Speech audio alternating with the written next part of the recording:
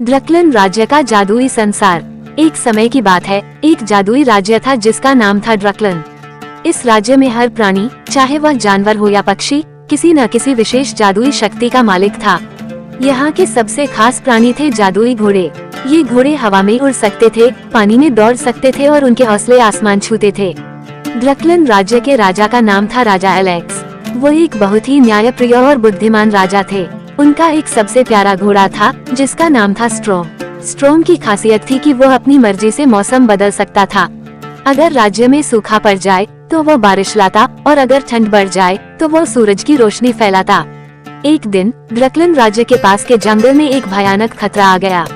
एक विशालकाय ड्रैगन जिसका नाम था डाकस राज्य पर हमला करने की तैयारी कर रहा था। डाकस के पास आग उगलने की शक्ति थी और वो सारे राज्य को राख में बदलने की धमकी दे रहा था। राजा एलेक्स ने अपनी पूरी सेना को बुलाया और उन्हें आदेश दिया कि वह हर जादुई प्राणी से मदद मांगे। सबसे पहले उन्होंने अपने जादुई घोड़ों की सेना को बुलाया। हर घोड़े की अपनी खासियत थी, कोई हवा से बातें कर सकता था तो कोई आग पर चल सकता था। राजा ने अपने सबसे प्रिय घोड़े स्ट्रोम को खास मिशन दिया। स्ट्रोम को अपने दोस्तों के साथ मिलकर उस ड्रैगन को रोकना था।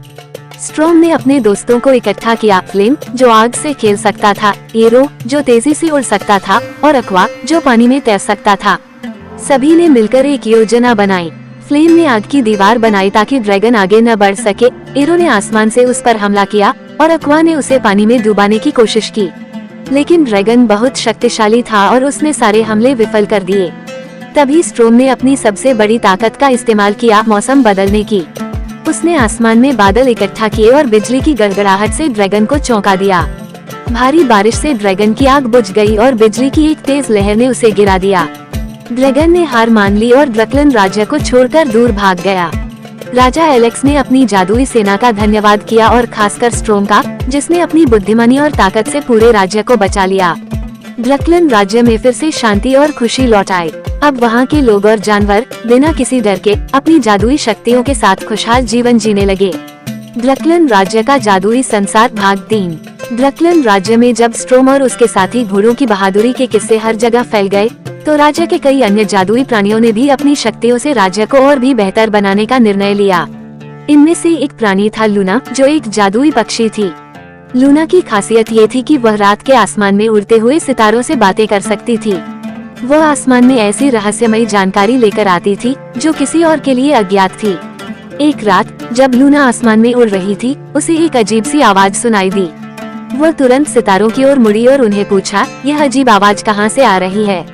सितारों ने बताया कि ड्रकलन राज्य के दक्षिणी हिस्से में एक भूतिया जंगल है जहाँ से यह आवाज आ रही है। वह जंगल अंधकार से भरा हुआ था और वहाँ किसी के जाने की मनाही थी। लूना ने तुरंत ये जानकारी राजा एलेक्स को दी। राजा को चिंता हुई कि कहीं ये राज्य के लिए नई समस्या न हो। उन्होंने स्ट्रोम और उसकी टीम को फिर से बुलाया और कहा, हमें तुरंत इस भूतिया जंगल की जांच करनी होगी। हो सकता है कि वहाँ कोई नया खतरा मंडरा रहा हो। स्ट्रोम, फ्लेम, एरो और अक्वा ने इस नई चुनौती को स्वीकार किया और लूना के साथ भूतिया जंगल की ओर निकल पड़े।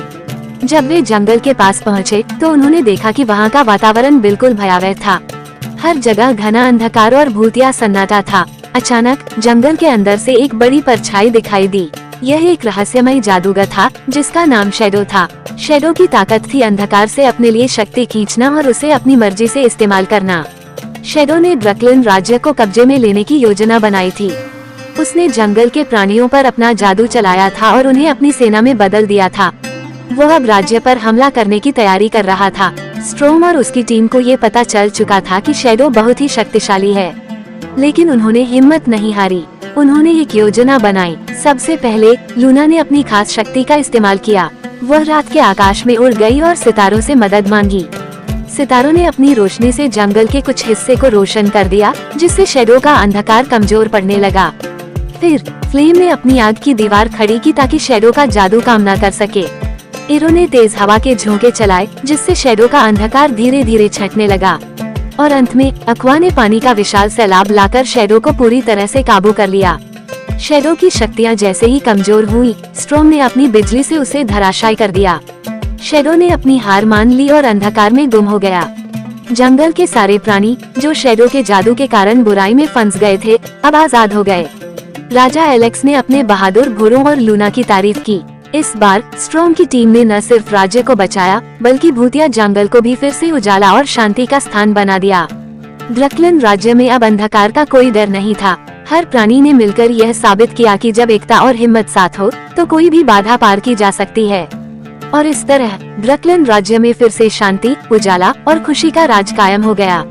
स्ट्रोम और उसकी टीम ने एक बार फिर से साबित कर दिया कि वे असली नायक हैं और उनकी कहानियां अनंत समय तक ड्रकलन राज्य के लोगों की प्रेरणा बनी रही। ड्रकलन राज्य का जादुई संसार अगला भाग। ड्रकलन राज्य में शांति और समृद्धि लौट आई थी। लोग और जादुई प्राणी अपनी शक्तियों का उपयोग केवल भलाई के लिए कर रहे थे। लेकिन राजा एलेक्स को अब भी एक चिंता सताती थी। उन्होंने सुना था कि ड्रकलन राज्य के उत्तर में एक पुरानी रहस्यमय गुफा है जिसे काला द्वार कहा जाता था। इस गुफा के बारे में कहा जाता था कि वहाँ कोई अद्भुत खजाना छिपा हुआ है, लेकिन इसे ढूंढने वाले कभी वापस नहीं लौटे। राजा एलेक्स ने एक दिन अपनी मंत्रणा सभा बुलाई। वहाँ उन्होंने घोषणा की कि वो इस गुफा की सच्चाई जानना चाहते हैं और इसके लिए वो कुछ सबसे बहादुर और जादुई प्राणियों की एक टीम भेजना चाहते हैं। ये सुनकर राज्य के सभी जादुई प्राणी उत्साहित हो गए, लेकिन राजा ने खुद चुना। स्ट्रोम, एरो, अक्वा और फ्लेम को इस चुनौतीपूर्ण मिशन पर जाने का आदेश दिया। सभी घोड़े इस नए साहसिक यात्रा के लिए तैयार हो गए। वे जानते थे कि यह सफर आसान नहीं होगा, लेकिन उन्होंने दृढ़ निश्चय किया कि वे इस रहस्य को सुलझा कर ही लौटेंगे। चारों मित्र अपनी जादुई शक्तियों के साथ उत्तर की ओर रवाना हो गए। रास्ते में उन्हें कई चुनौतियों का सामना करना पड़ा। सबसे पहले वे घने अंधेरे जंगल में पहुंचे, जहां कोई भी रोशनी नहीं थी, लेकिन एरो की शक्ति से वो हवा में उड़कर रास्ता खोजने में सक्षम रहा। फ्लेम ने अपनी आग से रास्ता रोशन किया, जिससे बाकी घोड़े सुरक्षित आगे बढ़ सके। जंगल पार करने के बाद वे एक विशाल नदी पर पहुंचे। यह नदी इतनी चौड़ी और गहरी थी कि इसे पार करना मुश्किल था, लेकिन अक्वा, जो पानी में तैरने में माहिर था, ने अपने दोस्तों को अपनी पीठ पर बिठाया और नदी को आसानी से पार कर लिया। अंततः वे काले द्वार तक पहुँचे। ये गुफा वास्तव में रहस्यमयी और डरावनी थी। जैसे ही वे अंदर दाखिल हुए, गुफा के दरवाजे अपने आप बंद हो गए। अंदर अंधकार छाया हुआ था, लेकिन फ्लेम की आग से उन्हें आगे का रास्ता दिखाई देने लगा। गुफा के अंदर कई अनोखी चुनौतियां उनका इंतजार कर रही थीं। एक समय तो गुफा के पत्थर ही जीवित होकर उनके रास्ते में खड़े हो गए। स्ट्रोम ने अपनी बिजली और मौसम बदलने की शक्ति से इन पत्थरों को काबू किया। उन्होंने अपनी शक्तियों को मिलाकर हर चुनौती को पार किया और अंत में गुफा के सबसे गहरे हिस्से में पहुँचे। वहाँ उन्हें एक विशाल खजाना मिला, लेकिन उसके साथ ही एक रहस्यमय बूढ़ा भी मिला। ये बूढ़ा दरअसल गुफा का रक्षक था। बूढ़े ने उन्हें बताया, ये खजाना सिर्फ उस व्यक्ति को मिलेगा जो इसे राज्य के लोगों की भलाई के लिए इस्तेमाल करेगा, न कि अपने स्वार्थ के लिए। मुझे पता है कि तुम राजा एलेक्स के दूत हो और वह न्यायप्रिय हैं, इसलिए ये खजाना तुम सबका है। खजाना पाकर घोड़े बहुत खुश हुए, लेकिन वे जानते थे कि असली खजाना केवल सोना चांदी नहीं, बल्कि उनके राज्य की सुरक्षा और समृद्धि थी। उन्होंने खजाने का एक हिस्सा राजा एलेक्स के पास लौटाया और बाकी हिस्सा राज्य के गरीबों और जरूरतमंदों में बांट दिया। राजा एलेक्स ने उनकी बहादुरी और उदारता की सराहना की और उन्हें ड्रकलन राज्य के सबसे बड़े नायकों का दर्जा दिया। अब राज्य में न केवल शांति थी, बल्कि वह और भी समृद्ध और खुशहाल हो गया था। स्ट्रोम और उसके साथी घोड़े राज्य के इतिहास में अमर हो गए और उनकी कहानियां पीढ़ियों तक सुनाई जाती रहीं।